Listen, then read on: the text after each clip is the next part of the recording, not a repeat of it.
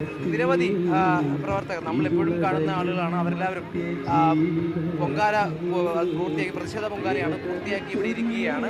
എന്നാലും ഹിമ, ഇതിപ്പം ഈ പറയുന്ന പോലെ നമ്മൾ കണ്ടത് സന്തോഷത്തോടെ പൊങ്കാല ഇടുന്നവരാണെങ്കിൽ അവകാശങ്ങൾക്കുള്ള കാത്തിരിപ്പിനാണ് പൊങ്കാല ഇടുന്ന കുറേയധികം ആളുകളെയാണ്. അതെ, തീർച്ചയായും ഒരു പ്രതിഷേധ പൊങ്കാലയാണ്, പ്രതിഷേധ അഗ്നിയാണ് ഇവിടെ ജ്വലിക്കുന്നത്. നമുക്ക് ഈ ആറ്റുകാൽ പൊങ്കാലയുടെ ചരിത്രം പരിശോധിച്ചാൽ ഈ പൊങ്കാലയുടെ ചരിത്രം തന്നെ മധുര നഗരം ചുട്ടരിച്ച കണ്ണകിരിയുടെ കോപം ശമിപ്പിക്കാനായിട്ട് പൊങ്കാല ഇട്ടെന്നാണ് പറയുന്നത്. ഒരു കോപാഗ്നിയാണ് ഇവിടെ ജ്വലിക്കുന്നതെന്നാണ് നമ്മൾ ഓരോരുത്തരോട് സംസാരിക്കുമ്പോൾ അവർ പറയുന്നത്. നമ്മുടെ പ്രതിഷേധമാണ് ഇവിടെ ജ്വലിക്കുന്നത് എന്നാണ് ഇവരുടെ വാക്കുകളിൽ നിന്ന് മനസ്സിലാകുന്നത്.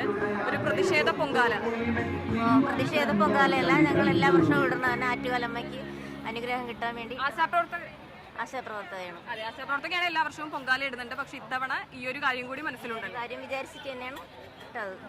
നമുക്ക് നല്ലൊരു ഇൻസെന്റീവ് ഓണറേയും കൂട്ടി തരണം. നമ്മൾ ഇത്രയും 32 ദിവസം കൊണ്ട് ഇവിടെ വന്നു പോയി വരുന്നു. എന്നിട്ട് അവര് ഇതുവരെ നമുക്ക് ഒരു കഴിവും അവരെ ഭാഗത്തും ഉണ്ടാവുന്നില്ല. പ്രധാനപ്പെട്ട കാര്യം, വനിതാ ദിനത്തിന് അന്ന് ഇവർ പോകുന്ന കനകക്കുന്നിലേക്കാണ്. പിന്നെ പ്രത്യേക ദിവസങ്ങളിൽ ഇവർ അനുമോദിക്കുകയും ഇവരുടെ പ്രവർത്തനങ്ങളെ ശ്ലാഘിക്കുകയും ചെയ്യുന്ന സർക്കാർ തിരിഞ്ഞു നോക്കാത്തത് കൊണ്ട് ഇവർ ചിന്തിച്ചു പോലും കാണില്ല ഇവിടെ ഇങ്ങനെ പൊങ്കാല ഇടേണ്ടി വരും, അത് പ്രതിഷേധ പൊങ്കാല എന്ന് വിളിക്കേണ്ടി വരും എന്നിവർ കരുതിയിട്ടുണ്ടാവില്ല. അപ്പോൾ ആ ഒരു മാനസികാവസ്ഥയിലൂടെ ഇവർ കടന്നു പോകുന്നത്.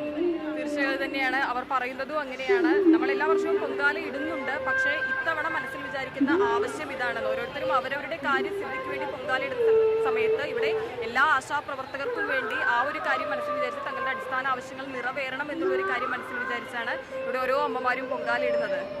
ആശാപ്രവർത്തകയാണല്ലേ? ആശാപ്രവർത്തക. ഇവിടെ ഇപ്പോൾ കുറേ നാളായി സമരത്തിലിരിക്കുന്നു. ഒരു പ്രതിഷേധത്തിന്റെ ഭാഗം കൂടിയാണ് ഈ ഒരു പൊങ്കാല. പ്രതിഷേധം അവരോടല്ല, പ്രതിഷേധം ദേവിയോടുള്ള ഒരു ഭക്തിയുണ്ട്. അതേസമയം ദേവിയോട് ഭക്തിയോടുകൂടി നമ്മൾ പൊങ്കാല ഇടുന്നു.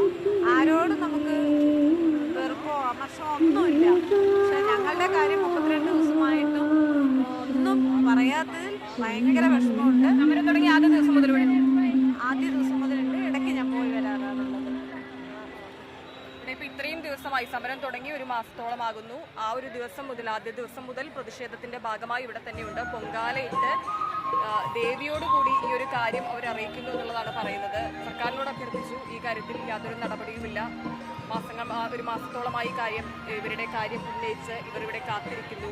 ഒരു പ്രതിഷേധത്തിന്റെ ഭാഗമായി കൂടി ഈ ഒരു പൊങ്കാല മാറുമ്പോൾ അത്തരത്തിലൊരു പ്രതിഷേധാഗ്നിയാണ് നമ്മളിവിടെ കാണുന്നത്. സെക്രട്ടേറിയറ്റിന് പഠിക്കൽ നമുക്കറിയാം, മുൻ വർഷങ്ങളിലൊക്കെ ഒരു പ്രതിഷേധത്തിന്റെ ഭാഗമായി പൊങ്കാല ഇടാറുണ്ട്. പക്ഷേ ഇത്തവണ അത് ആശാപ്രവർത്തകരാണ് എന്നുള്ളതാണ്.